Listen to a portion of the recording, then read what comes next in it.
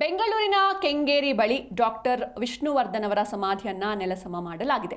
ನೂರಾರು ವಿಷ್ಣು ಅಭಿಮಾನಿಗಳಿಂದ ಪ್ರತಿಭಟನೆ ಕೂಡ ನಡೆಯಿತು. ಕೋಟ್ಯಾಂತರ ಫ್ಯಾನ್ಸ್ ಭಾವನೆಗೆ ಧಕ್ಕೆ ತಂದಿದ್ದಾರೆ ಅಂತ ಕಿಡಿಕಾರ್ತಿದ್ದಾರೆ ವಿಷ್ಣುವರ್ಧನ್ ಅಭಿಮಾನಿಗಳು.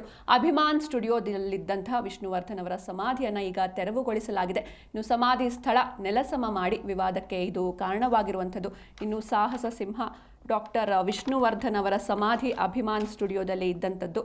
ಅಭಿಮಾನ್ ಸ್ಟುಡಿಯೋದಲ್ಲಿದ್ದ ಸಮಾಧಿಯನ್ನ ತೆರವುಗೊಳಿಸಲಾಗಿದೆ. ಇನ್ನು ಮೈಸೂರಿನಲ್ಲಿ ವಿಷ್ಣು ಸ್ಮಾರಕ ನಿರ್ಮಾಣವಾಗಿದ್ದಕ್ಕೆ ಬೆಂಗಳೂರಿನಲ್ಲಿದ್ದ ವಿಷ್ಣು ಸಮಾಧಿಯನ್ನ ತೆರವು ಮಾಡಲಾಗಿದೆ. ಇದರಿಂದ ಅಭಿಮಾನಿಗಳಿಗೆ ಬೇಸರ ಉಂಟಾಗಿದೆ. ಬೆಂಗಳೂರಿನ ಅಭಿಮಾನ್ ಸ್ಟುಡಿಯೋದಲ್ಲಿ ಅವರ ಅಂತಿಮ ವಿಧಿವಿಧಾನಗಳು ನಡೆದಿದ್ವು. ಹೀಗಾಗಿ ಅಲ್ಲೇ ಸ್ಮಾರಕ ಆಗಬೇಕು, ಜೊತೆಗೆ ಅಲ್ಲೇ ಒಂದು ಫೋಟೋ ಗ್ಯಾಲರಿ ಆಗಬೇಕು ಅಂತ ಅಭಿಮಾನಿಗಳು ಸಾಕಷ್ಟು ಹೋರಾಟವನ್ನ ನಡೆಸಿದ್ರು. ಆದರೆ ಮೈಸೂರಿನಲ್ಲಿ ತದನಂತರದಲ್ಲಿ ಸ್ಮಾರಕ ನಿರ್ಮಾಣವಾಗಿದೆ. ಇನ್ನು 2009ರಿಂದ ಇಲ್ಲಿ ತನಕ ಫ್ಯಾನ್ಸ್ ಹೋರಾಟವನ್ನ ಮಾಡಿದ್ರು. ಜೊತೆಗೆ ಆ ಜಾಗ ಕೋರ್ಟ್ನಲ್ಲಿ ಇರುವಂತಹ ಕಾರಣ ಅಲ್ಲಿ ಸ್ಮಾರಕವನ್ನ ನಿರ್ಮಾಣ ಮಾಡಿರಲಿಲ್ಲ. ಮೈಸೂರಿನಲ್ಲಿ ಸ್ಮಾರಕವನ್ನ ನಿರ್ಮಾಣ ಮಾಡಿದ್ರು. ಇದೀಗ ಬೆಂಗಳೂರಿನ ಅಭಿಮಾನ್ ಸ್ಟುಡಿಯೋದಲ್ಲಿದ್ದಂತಹ ವಿಷ್ಣುವರ್ಧನ್ ಅವರ ಸಮಾಧಿ ಏನಿತ್ತು ಅದನ್ನ ತೆರವು ಮಾಡಲಾಗಿದೆ. ಇದರಿಂದ ಕೋಟ್ಯಾಂತರ ಅಭಿಮಾನಿಗಳು ಬೇಸರಗೊಂಡಿದ್ದಾರೆ. ಕೋಟ್ಯಾಂತರ ಅಭಿಮಾನಿಗಳ ಭಾವನೆಗೆ ಇದು ಧಕ್ಕೆ ತಂದಿದೆ ಅಂತ ಕಿಡಿಕಾರಿದ್ದಾರೆ.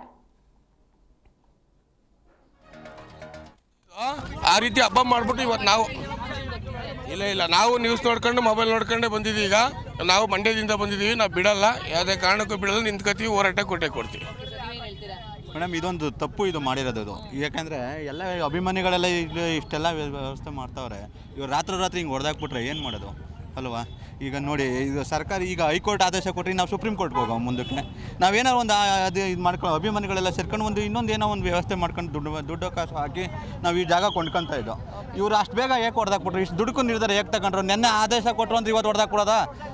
ಈಗ ಇದಕ್ಕೆಲ್ಲ ಮಾಡ್ಬಿಟ್ಟು ಈಗ ಹೊಡೆದಾಕ್ಬಿಡೋದಾ? ಇದನ್ನ ಎಲ್ಲ ಸೇರ್ಬೇಕಲ್ವಾ, ನೋಡ್ಬೇಕಲ್ವಾ? ಈಗ ಇಂಡಸ್ಟ್ರಿಯಲ್ಲಿ ಯಾರು ಸ್ಟಾರ್ಗಳು ಅವ್ರಿಗೆಲ್ಲ ಅವಮಾನ ಆದಂಗೆ ಮೇಡಮ್, ಬದುಕಿ ಸತ್ತಂಗೆ ಇದು ಅವರು ತಿಳ್ಕೊಬೇಕು. ನನಗಾದರೆ ಬೇರೆ, ಇನ್ನೊಬ್ರಿಗೆ ಅಲ್ಲ. ಈಗ ನೀವು ಹೇಳಿದಂಗೆ ಎಲ್ಲರೂ ಗೊತ್ತಿರೋಂಗೆ 40 ವರ್ಷ ಆಳಿದಂಥ ಮಹಾನ್ ವ್ಯಕ್ತಿ. 40 ವರ್ಷ ಫಸ್ಟ್ ಏನವರು ರಾಜ್ಕುಮಾರ್ ವಿಷ್ಣುವರ್ಧನ್ ಅವರು.